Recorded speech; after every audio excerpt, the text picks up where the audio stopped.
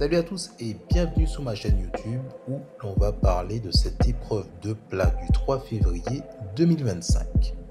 On va se retrouver sous l'hippodrome de Cannes-sur-Mer pour le Prix de Grâce. Il s'agira d'une épreuve de plat de 2150 mètres avec 16 partants, 53 000 € d'allocation.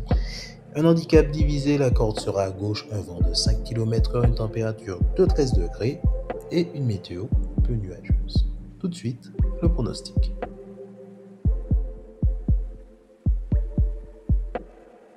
Alors, je ne le répéterai jamais assez, une épreuve de plat, c'est très particulier. Tout simplement parce que, avec la valeur handicap, on se retrouve où les plus faibles sont favorisés par rapport aux plus forts.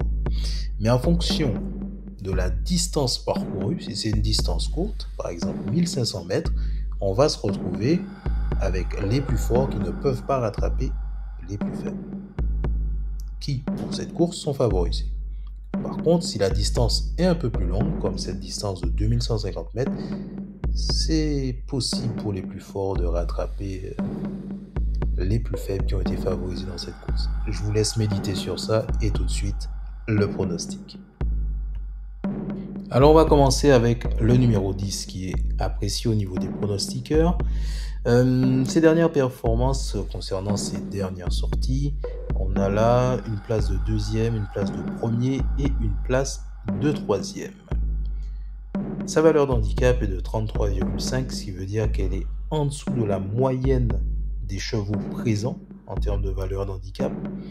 Et donc avec un taux de réussite de 100% par rapport à une course, une place. Vous me direz, donc c'est assez simple à gérer.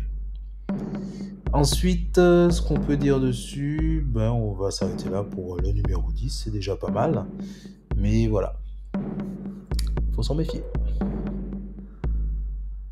On va continuer donc avec le numéro 12. Le numéro 12, donc apprécié au niveau des pronostiqueurs. En termes de dernière sortie, il a fait récemment une place de 9e, 2e, 2e encore. On a une valeur d'handicap de 32,5, ça veut dire qu'il fait partie des favorisés. Un taux de réussite à 33%, d'accord. Tout ça généré par 3 courses et une place. Donc voilà, par rapport à l'association cheval et jockey, on n'a pas d'informations puisque ils ont fait que 2 courses, mais n'ont ni victoire ni place. D'ailleurs pour le numéro 10, c'est la même chose. 0 course, 0 victoire, 0 place. On va parler maintenant du numéro 13. Le numéro 13, apprécié des pronostiqueurs. Sous ses dernières sorties concernant sa musique, on est sur une place de premier, une place de 5e et une place de 6e. En termes de valeur handicap, on est sur du 32, donc ça veut dire qu'on est en dessous de la moyenne. Donc il s'agit d'un cheval qui sera favorisé. Son taux de réussite est de 100%, généré par une course et une victoire. Du coup. Ensuite, lorsqu'on parle de l'association entre le cheval et le jockey, on a une course, une victoire, ce qui fait un taux de réussite de 100%, forcément une course, une victoire. Vous comprendrez bien. Place maintenant au numéro 6. Le numéro 6, ce qu'on peut dire sur lui, c'est qu'il est apprécié des pronostiqueurs. En termes de musique concernant ses dernières sorties, on a une place de 3e, une place de premier et encore une place de premier. Sa valeur handicap donc est juste au-dessus de la moyenne, on est à 35, un taux de réussite de 50%, ce qui est généré par 2 courses dont une place gagnée. Ensuite, en ce qui concerne l'association jockey et cheval, on est sur 3 courses et une victoire, ce qui représente un taux de 33% de réussite pour le binôme. Place au numéro 4. Donc le numéro 4, ce qu'on peut dire sur lui, c'est qu'il est apprécié des pronostiqueurs. Sous ses dernières sorties, sa musique est de 5e, 2e et une place de premier. Sa valeur handicap est de 35,5, donc juste au-dessus de la moyenne. Donc c'est un cheval qui ne sera pas favorisé, mais en fonction de sa musique, il va pouvoir rattraper justement les plus favorisés, à voir justement pendant la course. Ensuite, ce qu'on peut dire sur lui, c'est que son taux de réussite est de 33%. Tout ça généré par 3 courses dont une place. Et si on doit parler justement de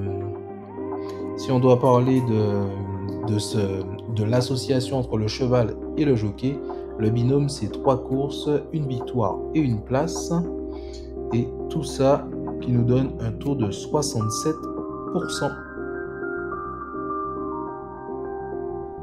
Place maintenant au numéro 3. Le numéro 3, donc présent dans mes énergies, apprécié des pronostiqueurs. Concernant sa musique, il a terminé 5e, 2e et 1er avec une valeur d'handicap de 36.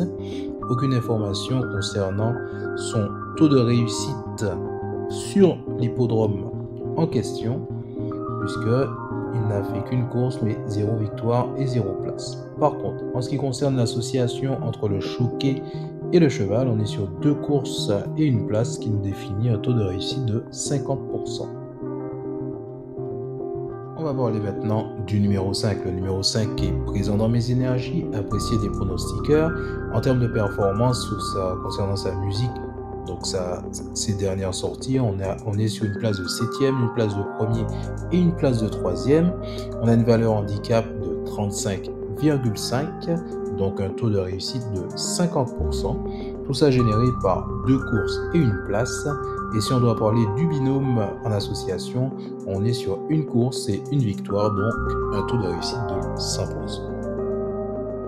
Place maintenant au numéro 9. Le numéro 9 est présent dans mes énergies, un peu moins apprécié au niveau des pronostiqueurs.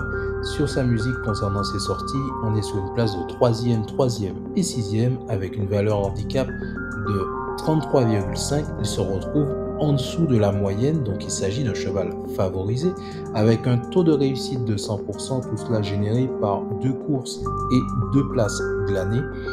Et si on parle de l'association entre le cheval et le jockey, on est sur 4 courses, 2 places, ce qui lui fait un taux de réussite de 50%. Voilà, donc en fonction de toutes les données que je viens de vous énoncer, on peut définir un résumé avec le 10, le 12, le 13, le 6, le 4, le 3, le 5 et le 9. Je rappelle à toute fin utile qu'il s'agit d'une course de plat. Donc il y a 3 manières de gérer une course de plat. Soit on prend les plus forts et on va vers les plus faibles, soit on prend les plus faibles qui sont favorisés pour aller vers les plus forts. Et la dernière combinaison, c'est un mix des deux. Tout ça, bien entendu, en fonction de ce que vous voyez. Pour le coup, j'ai plutôt fait un mix des deux, puisque la distance est un peu plus longue. Donc, on aura à la fois des chevaux qui sont performants et des chevaux moins performants, mais favorisés pour cette course qui seront à l'arrivée. En ce qui me concerne, donc, je termine là.